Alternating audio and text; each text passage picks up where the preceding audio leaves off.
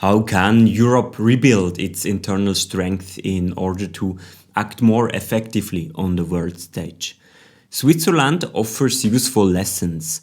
It started out as a loose confederation of self-governing communities. Over the centuries, it has learned to transform its differences into strength, we can say, by integrating regional differences within a single political framework. As European states search for a renewed strategic direction, they might find that the wisdom of the small is the key of the future. This episode shows what Europe can learn from Switzerland to restore its geopolitical strength. Hello and welcome. I'm Yannick Scheidecker and this is Geopolitically Correct. Today's question is, what can Europe learn from Switzerland to restore its geopolitical strength? I believe there are some lessons to be learned. For this, we have to go back to 1847 in Switzerland, where Swiss people had the last civil war, the so-called Sonderbundskrieg, the War of 1847. Was the last armed conflict to take place in Switzerland, actually.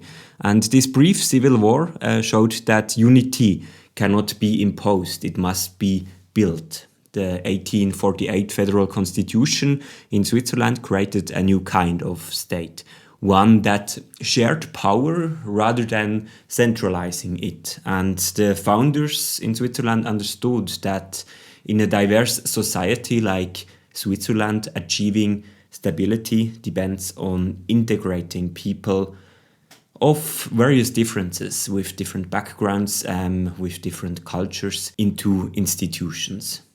Three principles continue to define this principle.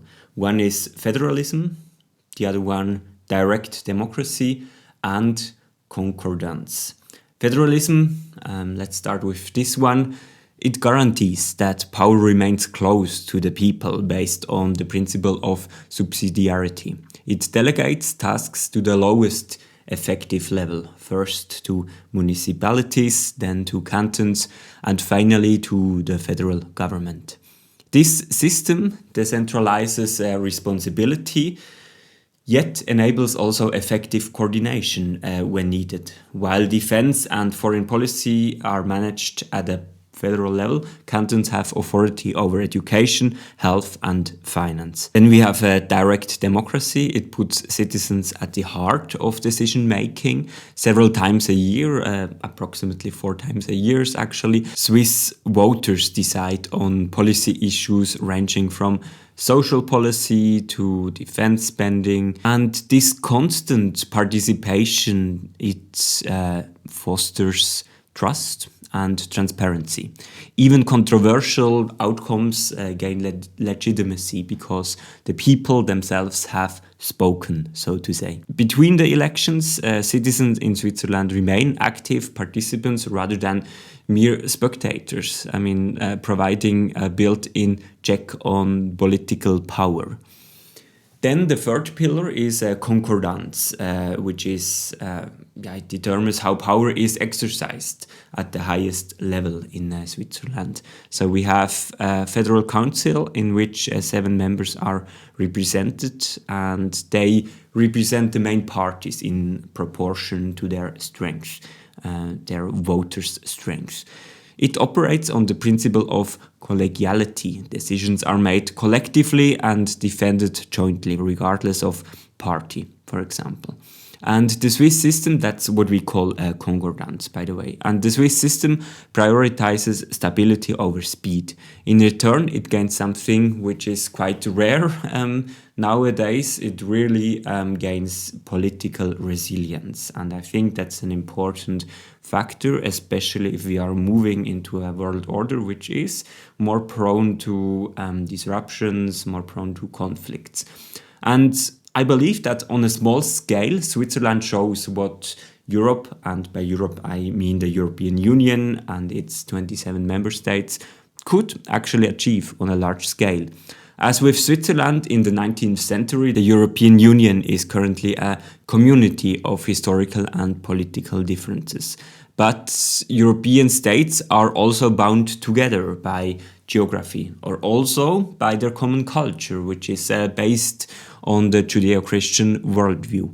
After 1945, European states opted for a closer cooperation, and what began back then in 1954 with the European Coal and Steel Community developed into the European Union, the world's most advanced supranational organization. However, the EU is not yet a federation, as we know. Member states retain significant influence, particularly in foreign and defense and security policy, where the requirement for an unanimous agreement often hinders decision making. Here, Switzerland offers another lesson. The Swiss federal model accepts diversity as a structural fact and integrates it institutionally. The EU, by contrast, tends sometimes to pursue uniformity, but should take into account, I think, regional differences much more. Just for an example here, the EU is negotiating legal proposals at the moment to phase out Russian oil and gas by January 2028, attempting to reduce Russia's revenues and thus capabilities for Russia to fund its war in Ukraine, one of the main goals of the European Union. And this law would oblige also countries like Hungary and Slovakia, the two countries still importing Russian oil on a large scale, to set national plans to halt these imports by 2028. Viktor Orban, the Prime Minister of Hungary, already stated that as a landlocked country, giving up piped Russian oil and gas would ruin Hungary's economy. Cutting off piped energy sources would, according to Viktor Orban, immediately cause a 4% drop in economic output in Hungary. This example shows that the need to manage differences based on the principle of concordance, the one I mentioned and one that works quite well on the Federal Council level in Switzerland. And this also means compromising when necessary within the European Union.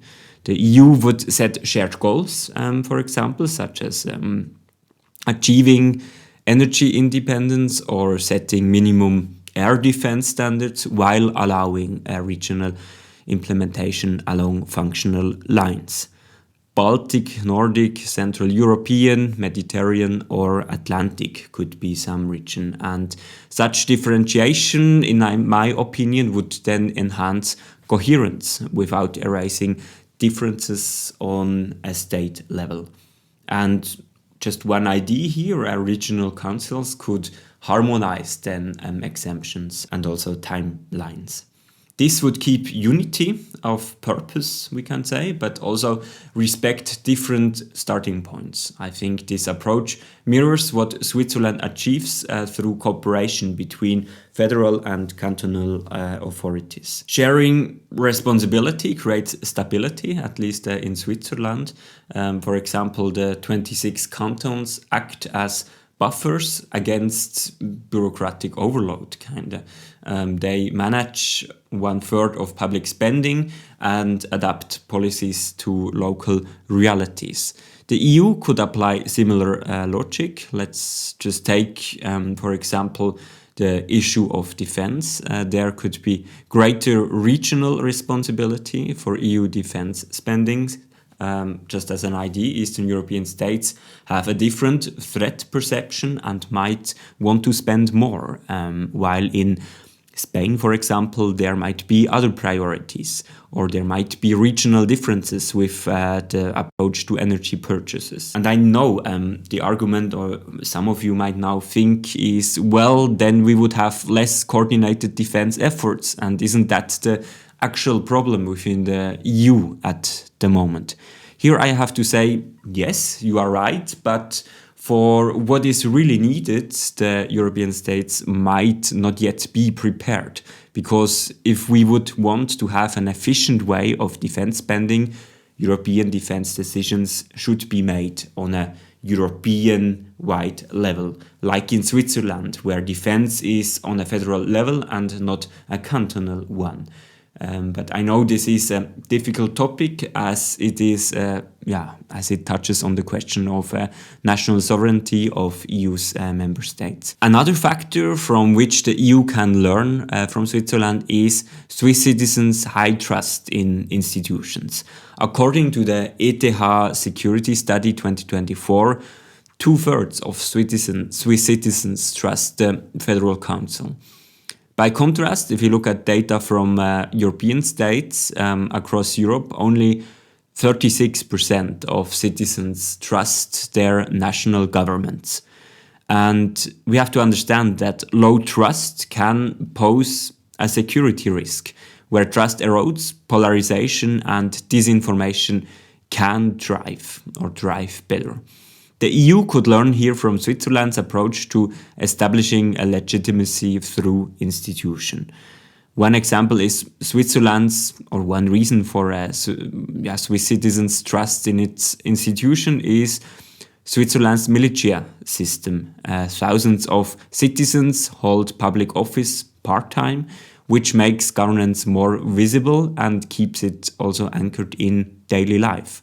Regular referendum, sustained engagement, political engagement, with voter turnout ranging from 45 to 60%.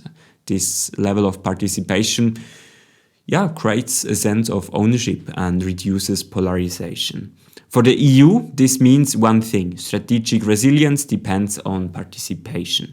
Involving EU citizens more directly in European decision-making processes, such as through deliberate assemblies or structured consultations, could strengthen trust and counter the tendency to blame Brussels for everything by some member states. Taking responsibility empowers societies, turning them from spectators into stakeholders. And we have also to think about objections against this idea. And one objection is self-evident. Switzerland is a nation state, not a confederation of states. And it is small and cohesive with clear institutions and also a deeply rooted political culture with the model of direct democracy.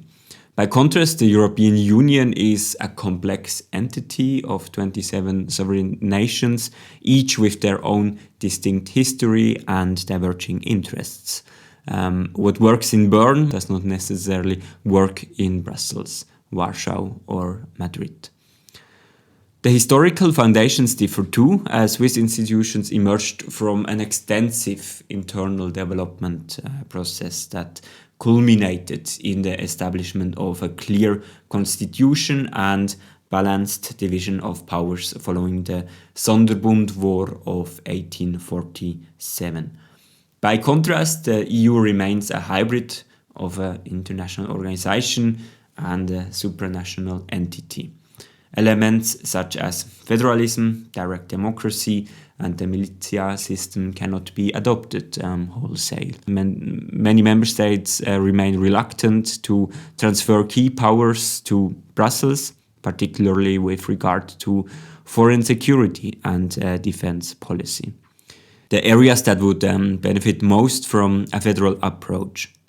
In Switzerland, these competencies lie with the federal government, enabling a unified foreign policy while preserving internal diversity.